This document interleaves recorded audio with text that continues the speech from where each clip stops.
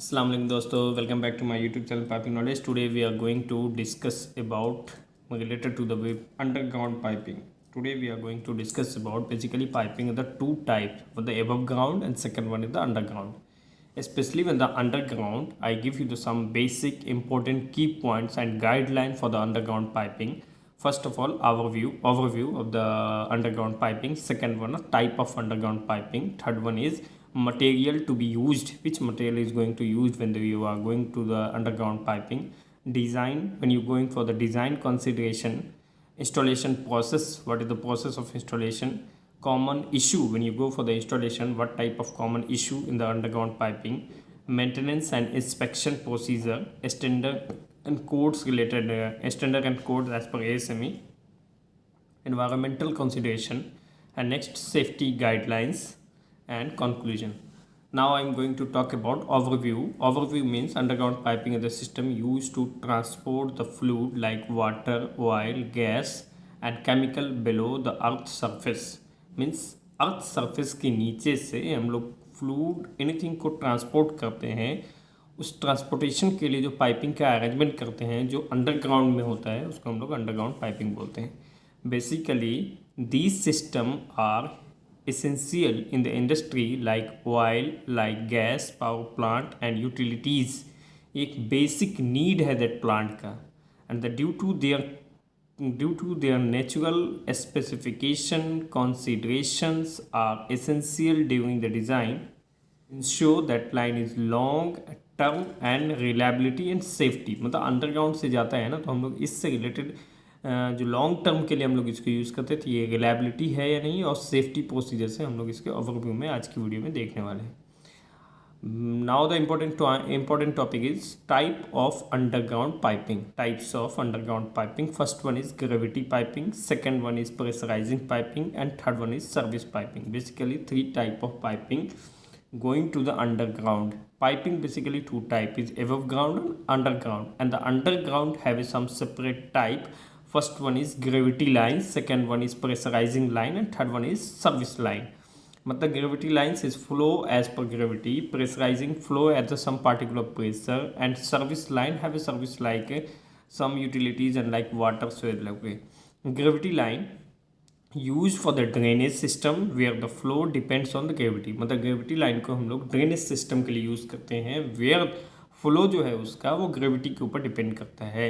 Second one pressurising piping. Pressurised piping use for the pipe line carry the liquid और gas under pressure. मतलब वो pipe के अंदर जो प्रेशर क्रिएट करके हम लोग उसको एक जगह से दूसरी जगह ट्रांसपोर्ट करते हैं like water supply, gas distribution, anything from underground. That one is the pressurised piping. Like pipe के अंदर में something pressure 30 metre cubic some pressure available inside the pipe, so flow the material. Okay, next one is service piping. Service piping means like utilities like water, sewage, steam and oil. That type of piping underground is the service piping.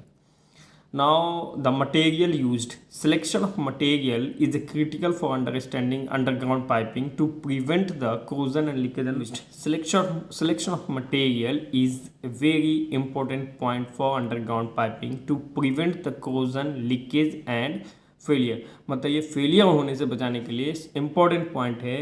Important point selection of material है. Now important point is first one is carbon steel. Carbon steel pipe, if you are going to use the carbon steel pipe, that pipe must be coated और cathodic protection to prevent the corrosion. Corrosion से save करने के लिए या तो आप उसको coated pipe use करें या फिर उसमें कैथोडिक प्रोटेक्शन होना चाहिए. डक्टाइल आयरन पाइप यानी कि DIP pipe, common use for water and sewer system. जो वाटर के लिए और सीवर सिस्टम के लिए यूज़ करते हैं उसमें डक्टाइल आयरन पाइप को यूज़ करते हैं. पॉलीइथिलीन और पॉलीविनाइल क्लोराइड यानी कि पॉलीइथिलीन में PE pipe and PVC pipe. दो टाइप का इंपॉर्टेंट पाइप है जो अंडरग्राउंड में यूज़ करते हैं. बहुत सारे पाइप हैं और UPVC, PVR. Okay, but polyethylene and polyvinyl chloride pipe PVC used in the utility line for the corrosion resistance. Corrosion resistance के लिए हम लोग, ये प्लास्टिक टाइप का पाइप होता है, तो कोरोजन रेसिस्टेंट के लिए हम लोग यूटिलिटी पाइप में PE और PVC पाइप यूज़ करते हैं.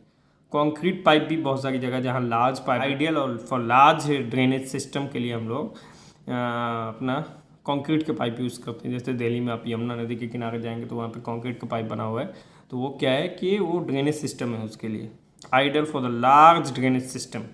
Okay, fibre glass reinforcement plastic यानी FRP, fibre glass reinforcement plastic. Mostly मेरे पास जो अभी जो यहाँ पे अंडरग्राउंड पाइपिंग हो रहा है, जहाँ पे हम लोग करंट एक्टिविटी जो हमारी हो रही है साइड पे, उसमें FRP एंड CS का पाइप यूज़ है। CS में A53 ग्रेड बी यूज़ करते हैं, ASME B A53 grade B, A53 grade B में कुछ कोटिंग्स आइटम होते हैं, उसकी वजह से उसको यूज़ करते हैं। A53 ग्रेड बी यूज़ करते हैं। Okay, use for the chemical plant. अगर हमको FRP यूज़ करना है, FRP क्या है, वो मोस्टली केमिकल प्लांट्स में हम लोग यूज़ करते हैं। द वेयर तक fluid have a coercive fluid, तो मोस्टली ऑयल एंड गैस में कोसिव फ्लूड रहता है, उसके लिए हम लोग FRP, अभी लेटेस्ट में अब FRP ज़्यादा यूज़ होता है। नेक्स्ट पॉइंट पे है डिज़ाइन कंसिडरेशन। अगर हम डिज़ाइन कंसिडरेशन की बात करें तो लोड कैलकुलेशन मतलब पाइप जो हम इंटरनली ज़मीन के अंदर है उसको underground pipe must B designated the with stand both earth load and live load of the vehicle machinery. मतलब अंडरग्राउंड पाइपिंग में अगर वो व्हीकल ऊपर से क्रॉस कर रहा है या फिर अर्थ का लोड है, जो सैंड अपने बैक फिलिंग किया उसका लोड है, तो इसके लिए वो डेजिग्नेटेड होना चाहिए, डिज़ाइन होना चाहिए कि इतना मूवमेंट में वो कैपेबल हो, उसको एडजस्ट कर पाए। लोड फ्रॉम द व्हीकल और एनी मशीनरी अगर क्रॉस हो रहा है तो। ओके, सॉइल प्रॉपर्टीज़, आप वहाँ जिस एरिया में वहाँ काम करने वाले हैं, जिस एरिया में आपका प्लांट है, वहाँ की सॉइल प्रॉपर्टीज़ कैसी है, डेंसिटी क्या है, टाइप ऑफ मॉइस्चराइजर कंटेंट कहाँ है, कैसा है, directly influence to pressure on the pipe and potential movement कितना होता है। तो सॉइल की कंप्लीट प्रॉपर्टी, इन्वायरमेंट की प्रॉपर्टी आपको देखनी होगी। थर्मल इफेक्ट कैसा पड़ता है डिज़ाइन कंडीशन। नेक्स्ट पॉइंट है थर्मल इफेक्ट। तो थर्मल इफेक्ट में पाइप एक्सपेंड और कॉन्ट्रैक्ट भी होगा विद द टेम्परेचर चेंज। अगर टेम्परेचर चेंज होता है तो पाइप का एक्सपेंशन और कॉन्ट्रैक्शन होना। So allowable stress must be made for this design, मतलब उसमें आपको एलेबल स्ट्रेस भी डालना पड़ेगा, के लिए आपको स्पेस देना होगा, इसकी वजह से वो एक्सपेंशन और कॉन्ट्रैक्शन को एब्जॉर्ब कर पाए। कोरोजन प्रोटेक्शन के लिए, नेक्स्ट पॉइंट है कोरोजन प्रोटेक्शन के लिए कोटिंग करना होगा, कैथोडिक प्रोटेक्शन करना होगा, और material selection should be consider based on the soil condition to prevent the corrosion. मतलब अगर आप सॉइल की प्रॉपर्टी के बेस पे ही आप फिर, और मटेरियल की प्रॉपर्टी जो आपका फ्लूइड मटेरियल है उसकी प्रॉपर्टी के बेस पे आप पाइप का सिलेक्शन कर सकते हैं। पाइप का सिलेक्शन करेंगे तो उसमें कैथोडिक प्रोटेक्शन होना चाहिए और कोटिंग होना चाहिए।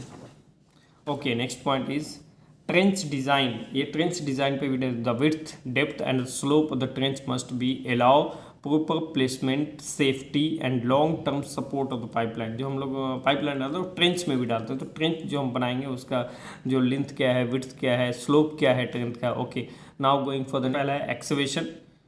नेक्स्ट है आपका laying and back filling, joining and laying, मतलब बैक फिलिंग करने का प्रोसेस क्या है, फिर लेइंग कैसे करेंगे, ज्वाइंट कैसे करेंगे, और कॉम्पैक्शन कैसे करेंगे। कॉम्पैक्शन जब आप साइड से बैक फिलिंग करेंगे तो उसका कॉम्पैक्शन का प्रोसेस कैसे है। नॉर्मल अपने विलेज की तरह नहीं है कि बस आके डंप कर दिए, नहीं, यहाँ पे कॉम्पैक्शन के लिए आपको प्रोसेस बाय प्रोसेस आपको कॉम्पैक्शन करना है।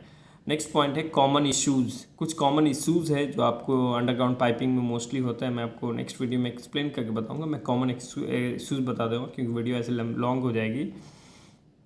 कॉमन इश्यूज़ में कोरोजन, सेटलमेंट, जब आप पाइप को प्लेस कर देंगे तो कुछ दिनों के बाद सेटलमेंट होता है, root instruction and the leakage and cracking. Common issues है, रूट इंस्ट्रक्शन हो जाएगा, लीकेज हो जाएगा। अच्छा, कोरोजन प्रोटेक्शन के लिए आप क्या क्या करते हैं। कोरोजन प्रोटेक्शन के लिए external coating, cathodic protection and wrapping coating भी होता है, वो भी करते हैं। मेंटेनेंस में आप एंड इंस्पेक्शन में आप क्या क्या करते हैं, तो leak detection, pigging, trench inspection, trenchless inspection, periodic repair, आपको रिपेयर कैसे करना है, तो रिपेयर कैसे, ASME के अकॉर्डिंग कौन सा स्टैंडर्ड एंड कौन सा कोटेशन यूज़ किया जाता है। स्टैंडर्ड के हिसाब से पहला ASME B31.4 के अकॉर्डिंग वहाँ पे जॉब होता है। API RP 1102 के अकॉर्डिंग उसमें काम होता है। जो अंडरग्राउंड पाइपिंग हम लोग डिज़ाइन के हैं, अंडरग्राउंड पर recommended practice for the buried piping, underground piping design API RP 1102। ये बहुत इंपॉर्टेंट क्वेश्चन है, आपसे कोई भी इंटरव्यू आपसे पूछ सकता है कि ASME B31.4 क्या है। तो पाइपलाइन ट्रांसपोर्टेशन सिस्टम, अगर गैस ट्रांसपोर्टेशन सिस्टम होगा for liquid and hydrocarbons and other liquid chemical हो तो B31.4। Code of the pipeline transportation system for liquid hydrocarbon and other liquid के लिए जो कोड है B31.4 है। और इसी तरह गैस ट्रांसमिशन के लिए अगर वो है तो उसके लिए B31.8 है, आई थिंक वो आप बच्चे के लिए। API RP1102 recommended practice on the beveled piping, and AWWAC105 standard of polyethylene and ductile iron piping के लिए AWWC105 कोड है.